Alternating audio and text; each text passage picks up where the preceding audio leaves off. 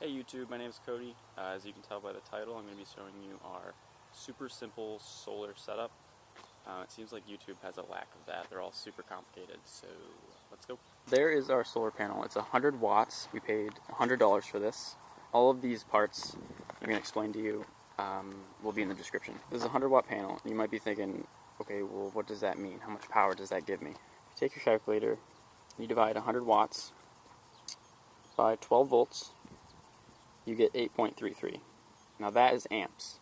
So watts divided by volts equals amps.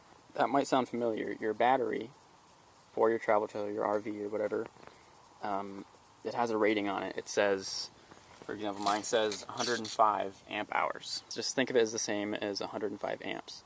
So we have 8.33 amps. So you take 105 amp hours, which is how much capacity my battery has, divided by 8.33 amps, which is how much this panel gives out, gives us 12.6. Now that is hours. So with this panel at the optimum angle to the sun, with an optimum amount of sun, like just perfect conditions, it would take 12.6 hours to fill this battery from dead to fully charged. Now this is also useful in determining things like how much power your like kitchen appliances use. For example, like a blender. We have a little food processor. I think it's like 300 watts. And you can usually see that on the box or like look on the bottom of it and it'll say how many watts it is. So if I take 300 watts divided by 12, that equals 25 amps. So if you ran that blender for an hour straight, it would take 25 amps from your battery. So this is 105 amp hours, so that would leave us with like 80 amps left. But obviously you're not going to do that. You're going to run it for what, like 2 minutes tops? So you could divide that 25 amps by 60 minutes, and it says 0.42 amps per minute. So say you run it for 5 minutes, that equals 2.1 amps. So you running your little blender for 5 minutes would take 2 amps from your battery. There's your quick breakdown of how to decipher all of this energy crap. That's basically all you need to know when setting up solar. So on to the components. Here's the cords, and with the panel they only went to this length. What is that, like 3 feet? So I had to buy an extension. I think it's like 20 feet. So I can unravel that and move this panel wherever I want to get the best sun. And then when we move, you can unplug these connectors. I can stash this right there, and then I can put the panel inside. You cannot just connect a solar panel right to a battery. It doesn't work like that.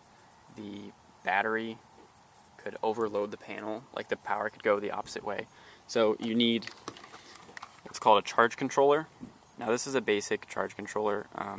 There's different types. You really don't have to worry about that if you're just worried about one panel, one battery, just simple like this. So this one was like $20 maybe, probably less. And basically there's 2 cords. One says solar, so you take that cord, your solar, and you wire it, so you splice the wires to the positive and negative of the solar panel. On the other side, battery, and this one has this charge controller has that little eye hooks that goes right onto the battery, so you just hook those up, positive and negative. So with just a panel and a charge controller, you've got free energy coming right into your battery. Usually the whole point of getting solar is using it in conjunction with an inverter. This inverter, I got it right at Walmart. It was like $40. I think they're still like $40. An inverter converts DC power to AC power.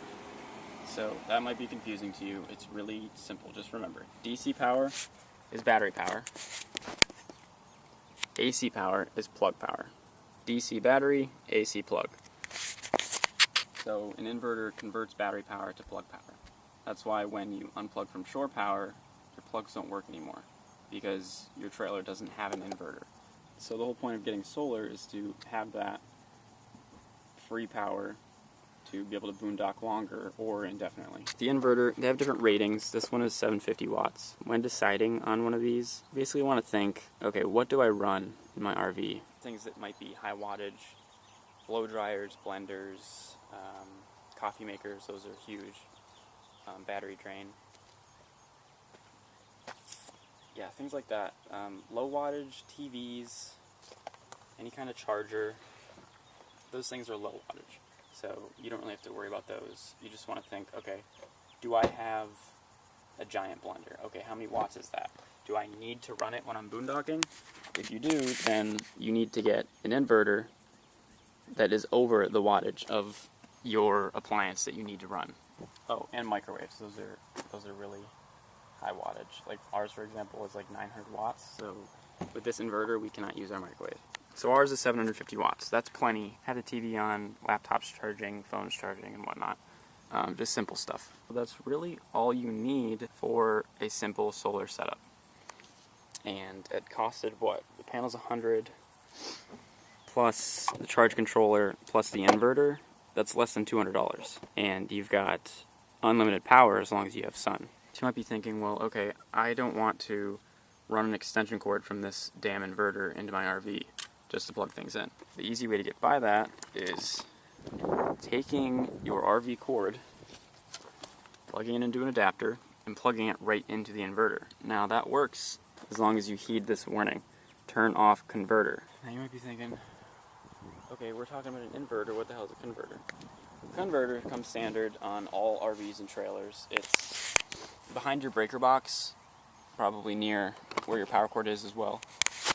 Now that converts AC power, plug power, into DC power, battery power, so that your lights and other things in your trailer that use battery power can continue working when you're plugged into shore power. Now the problem with connecting your trailer cord into an inverter is as soon as you plug this cord into something, your converter turns on. It charges your battery from wherever this is plugged in. Let me say that again. Your converter charges your battery from wherever this is plugged in. So if you think about that, this is plugged into the battery. So that's a problem. You're going to be feeding a loop of energy. You're taking your inverter, taking power from the battery, brings it to the converter, tries to charge the battery. So it's just going in a circle. And no, that does not mean unlimited power. It means you're wasting a ton of power. So you have to turn that converter off before you plug into the inverter. Okay, so here's our breaker box. Now, if you're lucky, one of these will say converter.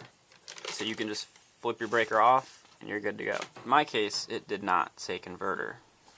So I had to take this panel off, these two screws, and it turns out this breaker right here actually had two wires going into it, and one of them was labeled, this one was labeled converter hot input or something like that. So I knew that that cable was a converter. So by turning this off, my converter is off and I'm not feeding that loop of energy, wasting all the energy with the inverter. The problem was this breaker also had our bathroom plug wired into it, which is where we plug our TV and whatnot into. So what I did was I had to unscrew that cable and add it onto another breaker. So now I have a dedicated breaker for my converter. Alright guys, so I think that's it for our super simple solar setup. Wow, that's a mouthful. So if you have any questions, post them in the comments. So, hit subscribe and we'll send you a free Keurig. So hit the subscribe button if you found this video useful. There will be more in the future.